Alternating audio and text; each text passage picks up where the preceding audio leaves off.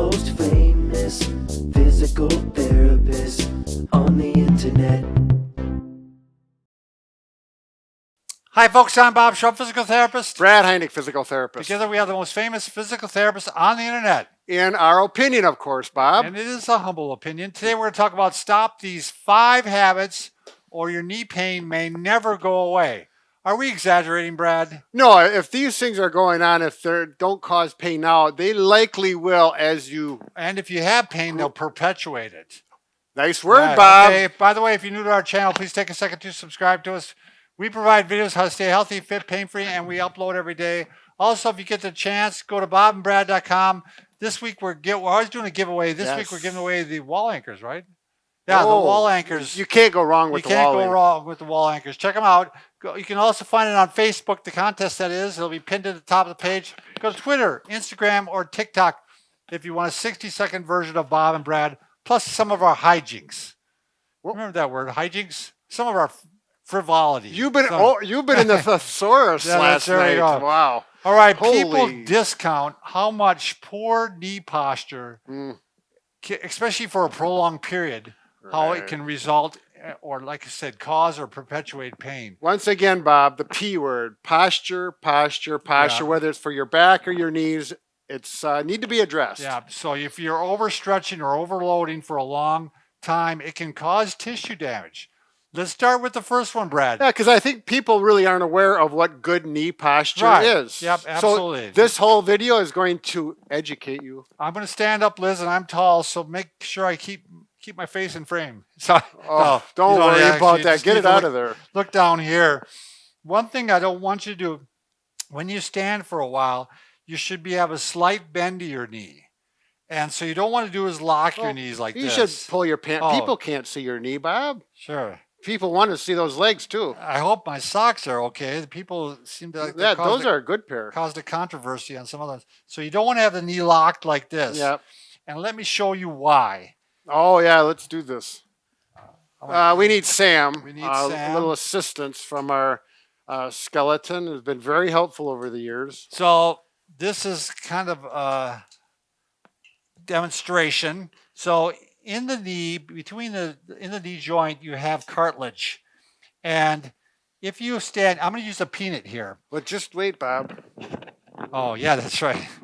Go ahead. We're going to give a little audible. So if you have the knee kind of in a bent position here, there's plenty of room in the joint. There's nothing is jamming. But if you stand with the knee locked, I'll put the peanut right towards there. I'm going to lock the peanut. Think of that every time you stand. Did that come through, Liz? So every time you're standing with the knee locked, you're really jamming together the front of the joint. And that may not happen when you're 15, 25 years old. But when you get older and you've been doing this all your life, the cartilage, the meniscus, that can, people say they hear their knees cracking, and it happens. I mean, we know it as therapists. Well, I'm going to even beg to differ with you a little bit, Brad. I had a patient who he's about 17 years old, worked at a Subway, and he would stand with his knee, he would stand with his knees locked like that all night long while he was working at the counter. And he had terrible pain. And the first time I saw him, I go, I just want you to stand. I want you to stagger your steps like this and bend your knees a little bit and keep them bent like that all night long. And his pain went away. That's all it was. So it's just a matter of changing that static posture. And if you think, obviously this doesn't help, but it doesn't really happen with a peanut in there, but at least it's going to stick in your mind that. Yeah, the visualization. Yep. So the other thing, what a lot of people do is they kind of stand on one leg. So what they'll do is they'll lock the one leg and kind of go like this. Right, Brad?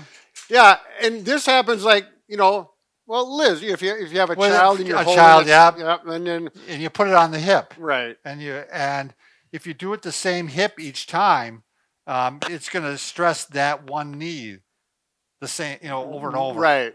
So you want to switch, alternate, and ideally you don't do it at all. Now, if your job involves standing on like hard floors, one of the things you may want to do is just get a cushion to place in the shoe. Yeah, and they make inserts, and they're not made for arched. I mean, you can get them with arch, but they need to feel really squishy like yeah, this. there's no arch support on these, right, to any large extent. Oh, the other thing, a lot of factories that I've been at, they'll have rubber mats, specifically made for, like, if you're at a machine, a lathe or a CNC machine, that they'll be standing there, and it makes a big difference. But if you're walking all the time, you can't carry a mat with you. Right. So then this is the next best thing. So what we recommend quite often, don't you take the existing cushion out of the shoe, Brad, and put the new one in? Exactly. And then you can cut it to size. Cut it to size. Right, because they make these, like, this may fit from size 7 to 12. I'm exaggerating. So they make it bigger, but easily you can cut it out. And I don't know that I would spend any large amount of money on these. I would just get it from a big box store. Yeah, $20 to $30 will get you a good pair. Yeah. So in addition to that, Brad also, I know, used to do some ergonomic assessment. You'd recommend that people would also have a high stool. Yep. And they would do kind of a half sit, half stand. Yeah, so they call it a sit-stand station. And this is actually about the right height. So if I was working at a bench workstation and I'm working away, I'm standing for a while. But after an hour or so of that, your legs, your back, everything can create pain. Right. So then you can just sit, take the weight off of your legs and your knees and your ankles, but you're still tall enough where you can function and get some work done. And then you sit. And then you stand. Yeah. So it's called a sit-stand station. Makes a huge difference. Right. I think it's even better on your back too, Brad. Oh, yeah. You're getting movement in the back. Now, if you do stand for a while, the one exercise that you can do quite frequently, I mean, you can do it every half hour if you want, is just to sit and do some bending like this. 1, 2, 3, 4, 5. So you're saying if you're doing if you're standing for long periods, take a little break, and bend the knee, get it. So you're keeping it at end range extension. We want to go opposite direction. End range flexion as far as therapy minds are going. Now we're going to show you the opposite now. If you sit a lot, let's say you're sitting. This is my sister Karen. How's she doing? I haven't talked to her, so I hope she's doing well. He's got like 10 sisters. Yeah, how do you remember? 8 sisters. So. 8 sisters. Yeah, 2 brothers. Yeah.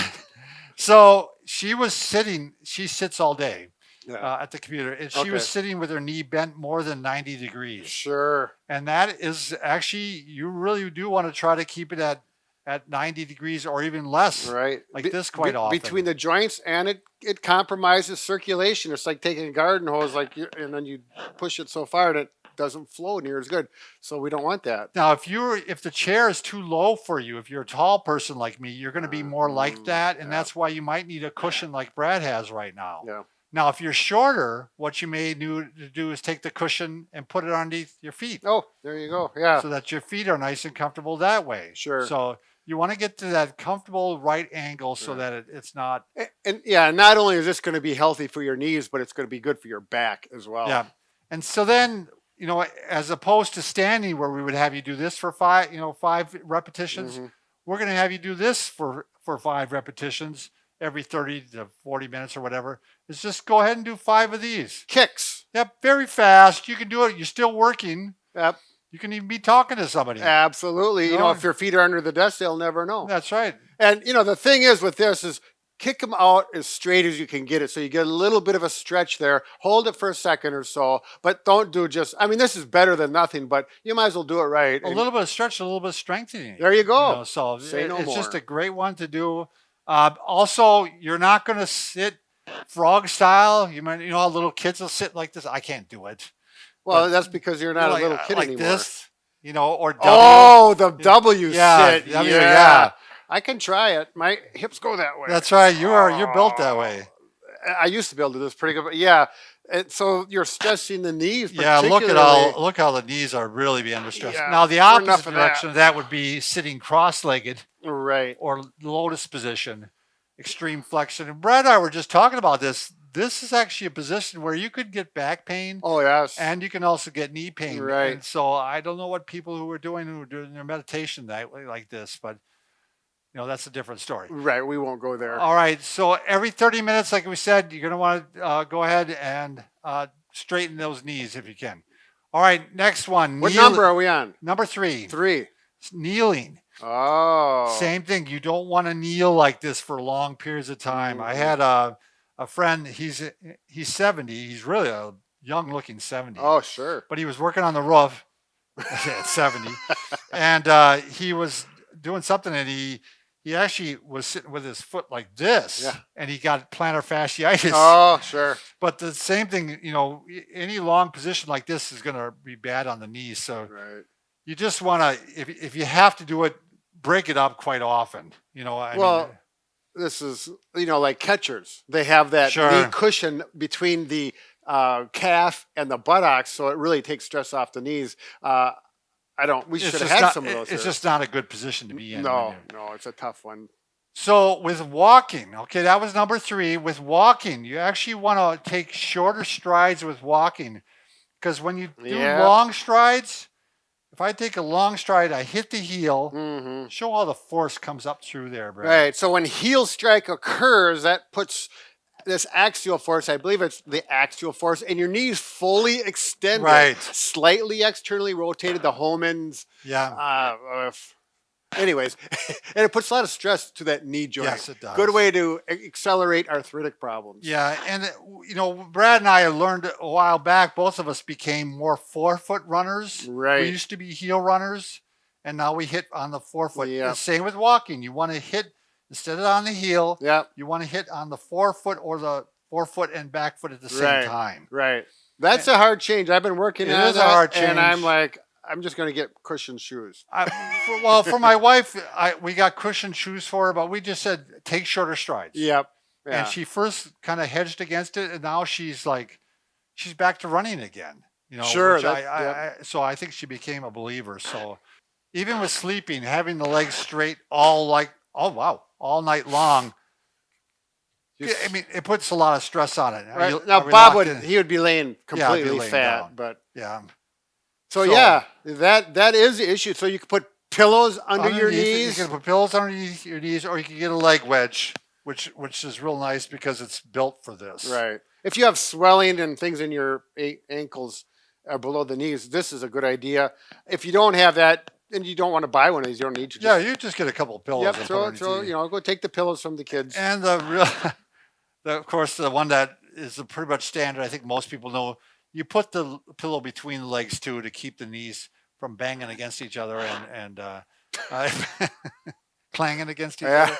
Clacky knees, and causing stress up that way. Yeah. You don't want to sit with your knees like this all night long either. Well, you're laying, Bob. How could you sit like all right, you don't want to lay all night long with the knees all. Keeping you on track. So when you said that, that was a good video, Bob. You did some nice work. Just reminded me of my sister Brenda. She was really skinny when she's still skinny, but she was really skinny when she was a kid. So we all had names for each other.